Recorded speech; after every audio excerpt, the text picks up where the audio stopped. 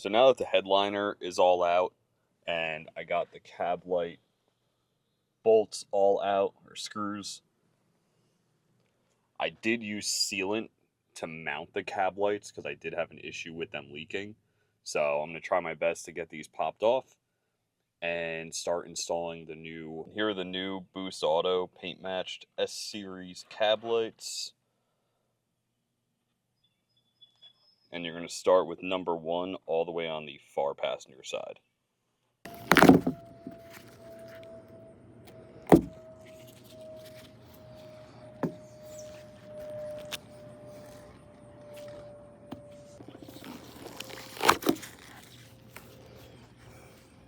So I got the roof all cleaned up. Cab lights are on, just need to tighten them, which these just get hand tightened. No power tools, don't want to strip out the holes you just drilled.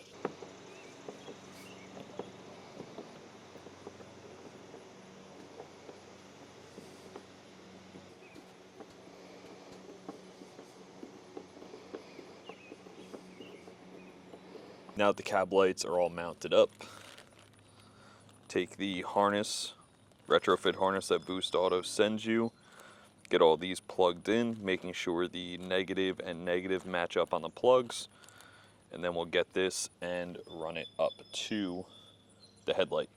That way the cab lights turn on with your DRLs. So here's the retrofit harness that comes from Boost. You have a blue wire and a black wire. And then the wires coming from the cab light, so you just want to make sure the black lines up with the black, blue lines up with the white. With all the connectors hooked up to the cab lights, I'm going to go ahead and put some electrical tape on all of them just to hold them in. Then we'll start working this harness into the engine bay and into the driver's side headlight. All right, all the connections have some electrical tape on them. I have the retrofit harness ran down through the dash, right down here. This is the old harness from my old cab lights, so I'm going to go ahead and tape these together, and that should pull the new harness through the firewall where I have this one ran through. Hopefully that makes life a little bit easier. Then we'll get it all hooked up. With the wire now ran through the firewall, I already took my grill off, pop this headlight out, and get this tapped into the running lights.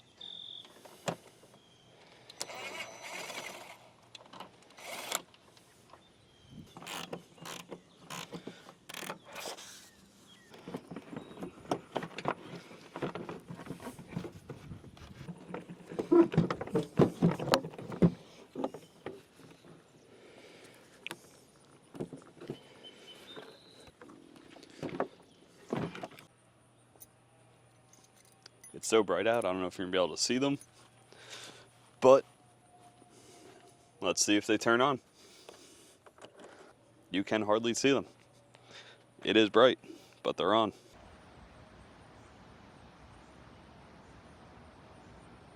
Since the cab lights are all done, I kind of gave the headliner to Rachel so she could start laying things out and getting the holes drilled, start getting the fiber optics ran. Let's go see how she's doing. She doesn't really do stuff like this. How's it going? It's going. You're not done yet? No. But my labor rate's increasing. I saw you taking a break earlier, so you actually don't get paid. Fucked up. Can't go get ice cream in the truck if headliner's not done. Trust me, I'm going as fast as I can. A barrier. One of those fingers. They're just gonna have dark spots. I didn't know.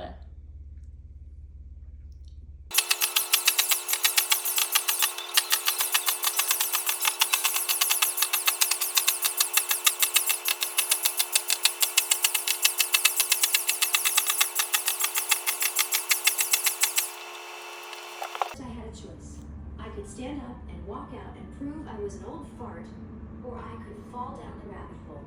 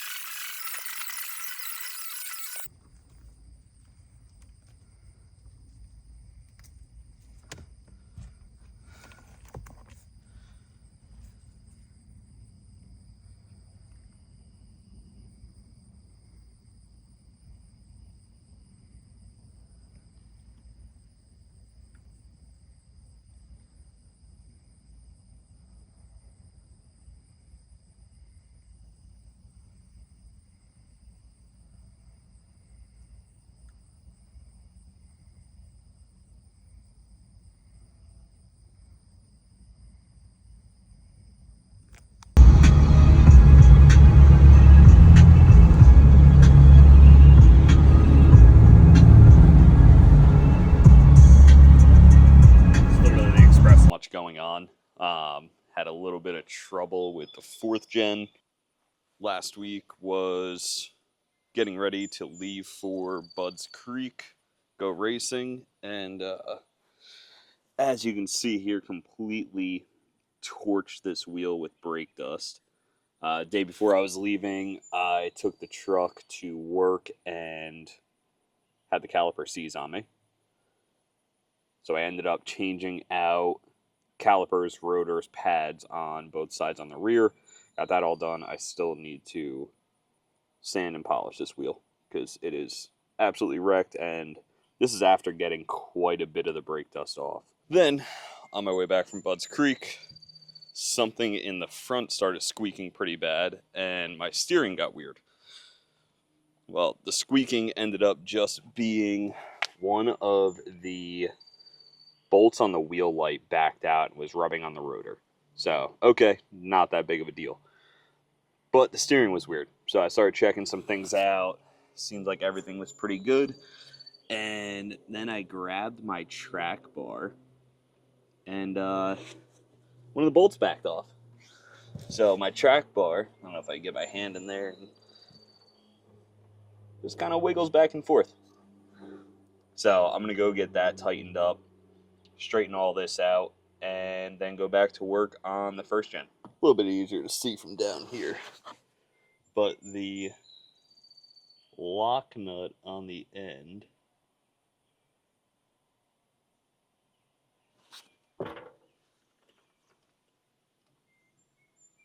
right up there, that lock nut backed off, which has now made it so this thing just wiggles all over the place. So I'm going to try to get something in here to bring it back over without taking everything apart, but most likely going to have to take this track bar out and get that all snugged up again. Before getting too far into fixing this track bar, motor and trans is back in and disconnected from the engine hoist. This thing's been out for what I feel like forever. So all the new gaskets and everything are done, and I was able to drop this back in. Next up on this is going to be finish cleaning it up. Still a little bit dirty. Swapping out a bunch of pulleys, putting my 1-wire alternator on. I think I'm going to switch up the brake system to be hydraulic. There's a few little things. Clean this all up. And then, of course, all the bigger injectors. And maybe swapping this thing out right here for something a little bit different. With the track bar out, it's a little bit easier to show you here. That's not good. You don't want that. I wasn't able to film most of that because it is about 100 degrees out and my camera keeps overheating. But took the track bar out, retightened everything, greased some stuff up, and we are back and ready to roll.